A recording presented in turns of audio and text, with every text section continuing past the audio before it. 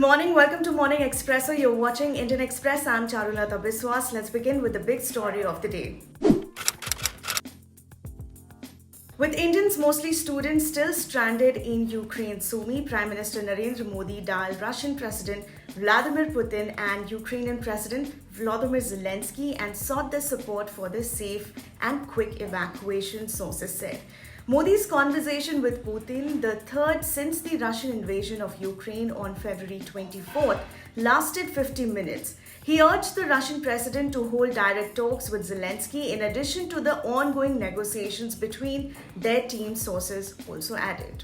Students from Ukraine have managed to escape the war and return to India, but with no end in sight to the conflict and no indication of its outcome, Indian students pursuing medical degrees in Ukraine are caught between despair and hope. The big question, what next?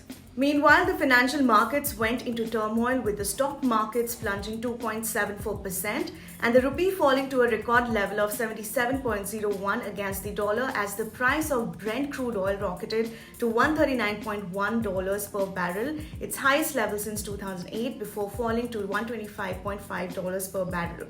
Markets were unnerved over the possibility of disruptions in international oil supplies and potential sanctions on Russian oil and gas exports. Here are the stories you'll find only in Indian Express. Rising crude prices have raised fears of stagflation, a rare combination of stagnant growth and high inflation. We look at what causes this and the concerns for the Indian economy if the spike persists. Here are the stories from the front page.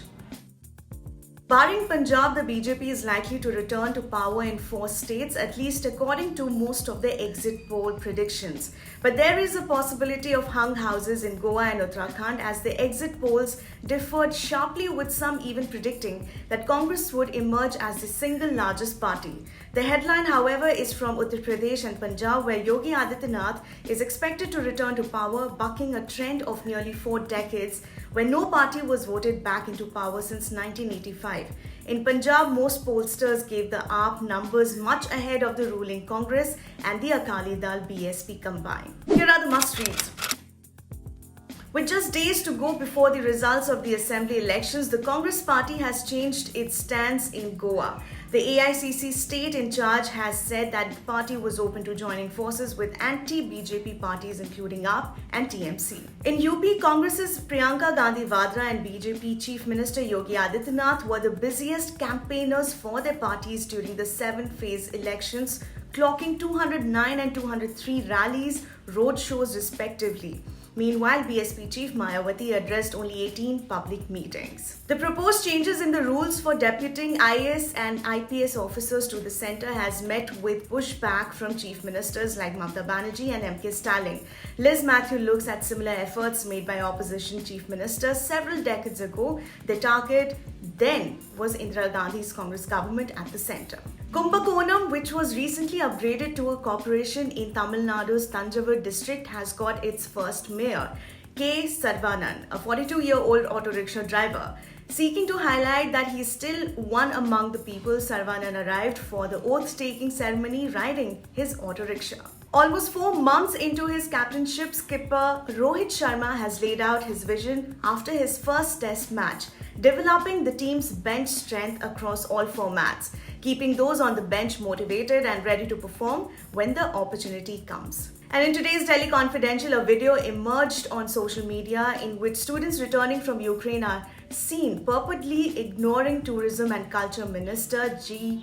Kishan Reddy's efforts to welcome them with a flower each. This is one such instance in a series of snubs felt by ministers, which it is learned have left many of them not very pleased. And finally, in today's episode of the 3 Things podcast, we talk about rising crude prices, why states have been withdrawing consent to CBI, and why the BJP failed to win a single municipality in the recent West Bengal civic poll. That's a news wrap from my end. For the latest updates, don't forget to subscribe to our channel, The Indian Express. Thank you for watching.